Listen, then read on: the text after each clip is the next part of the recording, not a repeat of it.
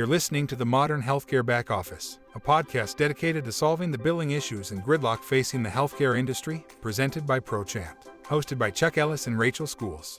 Hey there, folks. Chuck here, and welcome to a special live edition of the Modern Healthcare Back Office. I am really excited about this episode because we are going to be discussing live how to become an intake process rock star with our intake process expert, Tina Ratliff. She is on our Infusion Pharmacy side, so this discussion will be tailored mostly to Infusion Pharmacy.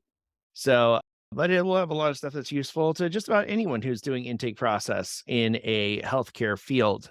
But we're, like I said, very excited to have you here. And I am going to go ahead and get things started by introducing my amazing colleague, Miss Tina Ratliff. Tina, take it away. Hi, guys. I'm Tina Ratliff.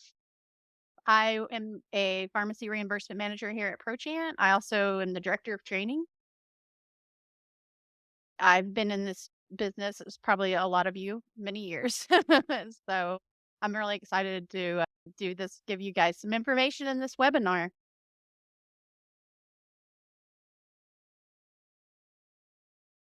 All right. So one of the important things, the most important thing when we talk about infusion back office is intake. Intake can make or break you, and probably a lot of you already know that. So that's the time where you're making sure your patient qualifies. You're making sure that you have all the medical records to support that they meet criteria.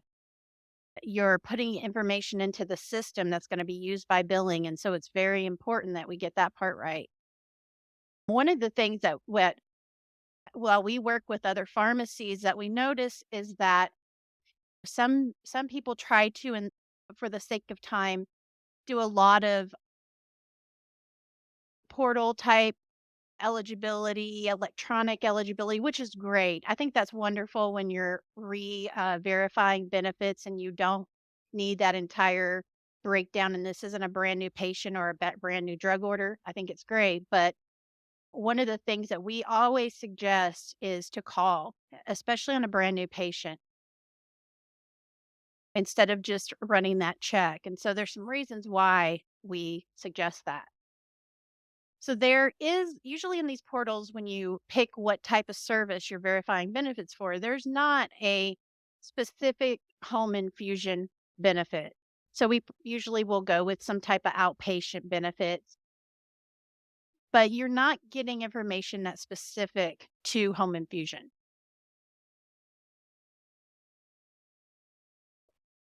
One of the things is that you want to be able to ask these very important questions.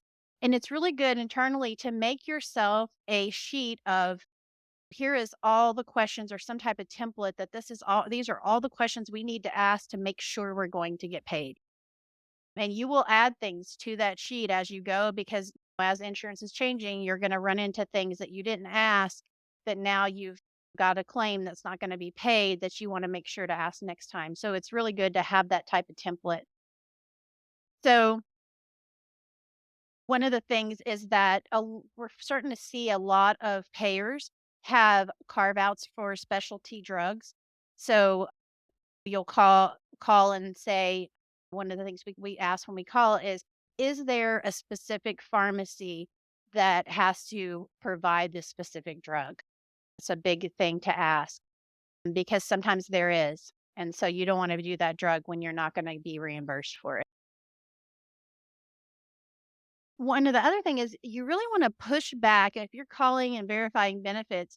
If you feel like something sounds very off, maybe the benefits sound, these benefits, I'm very familiar with this payer and these benefits just don't sound right.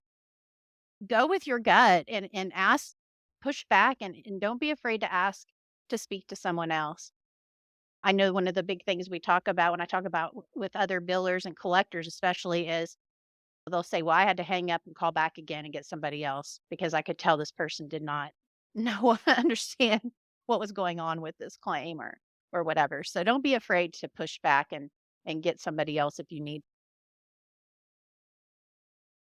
Call the auth department. Even we have found a lot of times, and we've actually kind of tracked this, a lot of times where we have call and verify benefits and they say, nope, auth is required, or they say, yeah, auth is required, we always, whether they say yes or no, we ask them for the auth department's phone number and we call the auth department and ask them because a lot of times you will get a different answer from the auth department.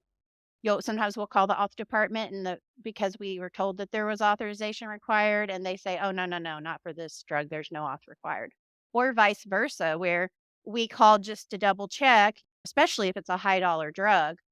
We call and check with the auth department and they say, oh, no, they didn't tell you right. This definitely needs authorization. So that has happened to us quite a few times when we've done this practice. So it's a good practice to do just to be on the safe side. Even if you find and they say that, okay, authorization is not required, you contact the auth department and you hear the same thing.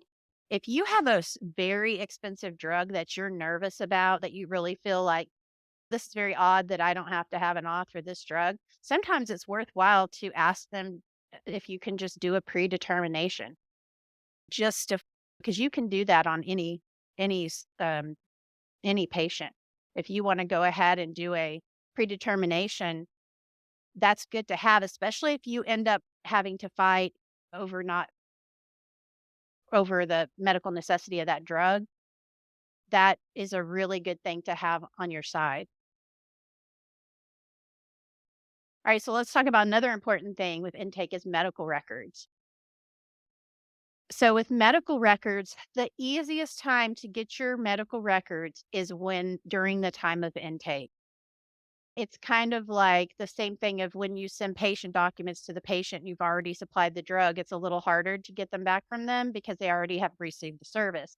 So it's a lot easier to get those medical records up front to make sure, that you have everything you need for that patient, because by the time it gets to billing and the patient's already been discharged, and now billing has to have, and the hospital is kind of put those records away, it becomes a more of a time-consuming process and holds up your claim if you have to do it on the back end. So it's good to do it on the front end. You also want to verify your patient IV access and make sure you have documented in their chart exactly what type of IV access they have. And one of the reasons I know in billing, it's very hard if that patient goes to a cath care patient. You have different coding based on the different type of access that they have. And so it's really good to have that documented somewhere in your system so that they can know how that's going to be. And other thing is that you want to make sure that, and this can happen during the verification process, that this payer, there's not another alternative drug that they want you to use.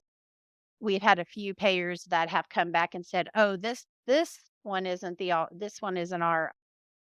our preferred drug," and really have to fight to get that claim paid. So it's really good to ask up front, is this a preferred drug for you guys, or is there some other drug that's the preferred drug? And get that information to your pharmacy so that they can contact and speak with the physician and see if something has to be changed. Authorization. So with authorization, it's really good to have ready to go all of the codes you're going to bill, all the units you're going to bill. If your intake team isn't as great with the coding as the billers are, sometimes it's really good for them to have a really open communication of, hey, what are you guys going to bill for this? Which codes are you going to bill? Have all that ready to go, and your unit. You also want to make sure if you're reauthing that, and you're doing a reauth for a weight-based drug like Remicade, for example, make sure and check the patient weight to make sure that you're not going to need additional units. It's real easy to just look at the auth from the time before and go, oh, we asked for this many units. But Remicade is something that if the patient gains weight, the dosage goes up.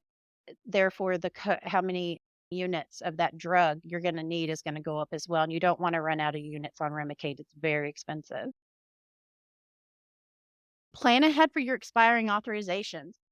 We like to look way ahead of what authorizations are going to expire so that we can go in and audit and make sure that we have current medical records, any kind of treatment notes that that patient might need. The order is current and it's not going to expire by the time I do my reauthorization. So that you can go ahead and request those things now so that in 30 days, when that comes up due again, you already have everything you need and you can get that right out the. This is a big struggle with a lot of pharmacies is communication between the pharmacy and the auth team. A lot of times our orders or order changes come in over the phone. The physician calls the pharmacy and then they do their verbal orders and they get those out the door and then they go ahead and start taking care of the patient. They may even see that there's already some type of auth in there. But it's really important that they communicate with the auth team. For example, if they have an antibiotic, they're switching from Q24 to Q12. Doesn't seem like a big deal. There's already an authorization for a per diem and a drug in there. But the problem is that if that code for that per diem has now changed and the auth team needs to contact the payer and get authorization for that code. So even dosage changes, we ask for so many units. We look at based on the order, what's ordered. If the order goes up, then we need to ask for additional units. So it's really important for the pharmacy to have a good communication with the auth team. Record all the information that you're given. It's that again is really important because sometimes these payers will tell us that authorization is not required. Even we might even call both the benefits and the auth department, and they both tell us it's not required. Make sure to record all that information because you may have to fight for that, and you need all of that proof that you have to send in with that that appeal. So it's good to have all that. I've even gone so far as if I've had payers that I know require auth, and we've contacted them and said, "Hey, we're doing this drug," and they say, "Oh, no auth is required." And I'm like, "Are you sure? Because we usually always have to authorize this." And they're like, "Nope." And I would tell them, "Can you please fax me something in writing that says that authorization is not required for this drug?" So I've actually made them send me something stating that it's not required because I will use that when I have to. If they refuse to predetermination or give me an authorization, I want that from them stating that it's not required to send into my appeal if it comes to that. So you got to protect yourself when it comes to these authorizations.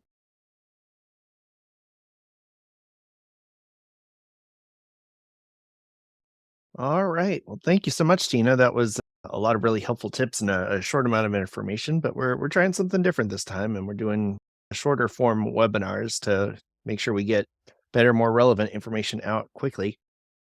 If we have any questions, you can put them in the Q&A section down below. We'll give y'all a few minutes to put in some questions. We purposely built in some padding here, so if you have any Infusion Pharmacy based related questions or something that you would like to ask Tina about directly regarding this presentation, you can use the Q&A section. Just shoot in a question and she'll be happy to answer it. So we'll give you a minute or two to put in questions if we have any.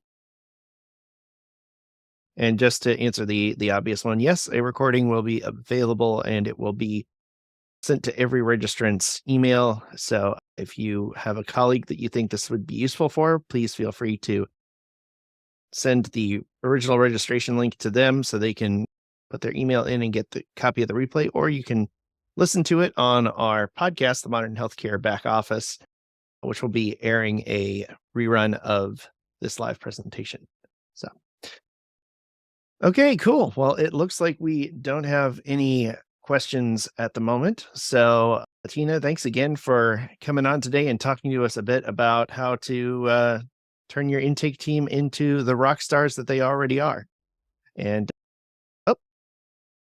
thank you so much. Appreciate it. Thanks, Deanne. We are glad you enjoyed the presentation.